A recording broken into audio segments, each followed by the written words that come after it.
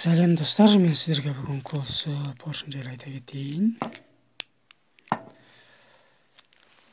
Колсыларымыз,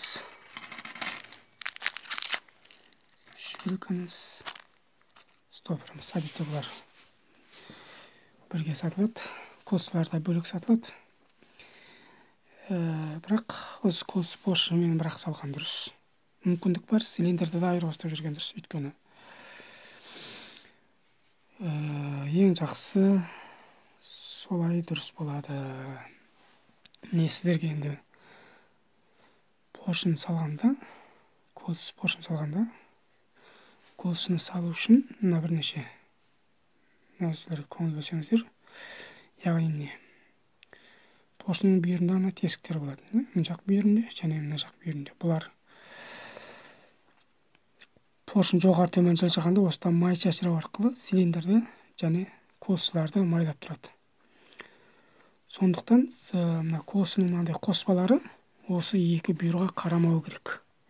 Яғни мына бүйірге, одан кейін мына бүйірге. Яғни осы екі бүйіріне колсының басы қарамау керек. Одан кейін тағы бір мән беретін жағдай, мына жазуды көріп тұрсыздар ғой, бұл карбюратор жаққа қарайды. Яғни жоғары жақына қарайды деп айтамыз. Яғни мына жақтан бензин кіреді карбюратор жақтан. Ал былай шығады. Одан кейін мына екі бүйіріне қарамау керек. Міне шпилька өтетін екі бүйірі. Осы екі бүйіріне қарамау керек. Колсылардың қоспа бастары.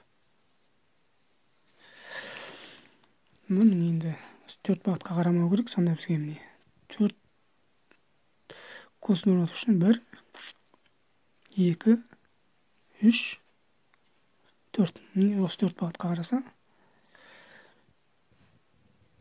2, 3, 4. Яғни осы төрт бағытқа қарау керек. Яғни сіздерге көрсетейін. Міне мына жаңағы май сақтап тұратын тор. Бұның енді қоспа басының қалай қарауы маңызды емес. Мына колстан бастайық. Яғни міне бірден бастаймыз. Біріншісінен бастайық.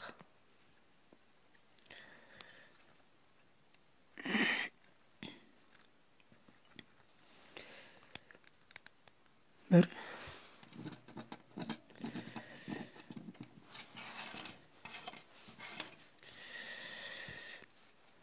Екі.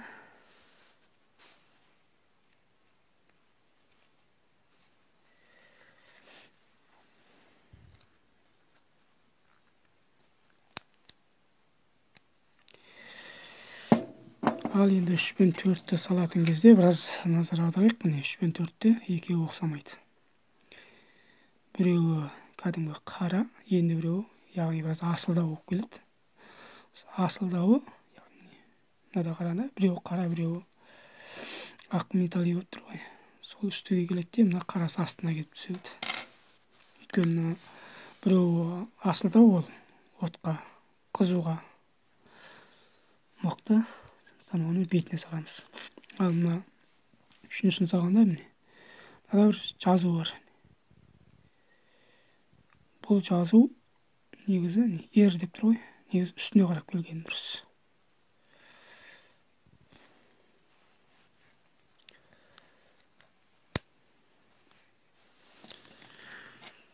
Үшті салдық. Енді 4. Яғни ең үстіңгісі.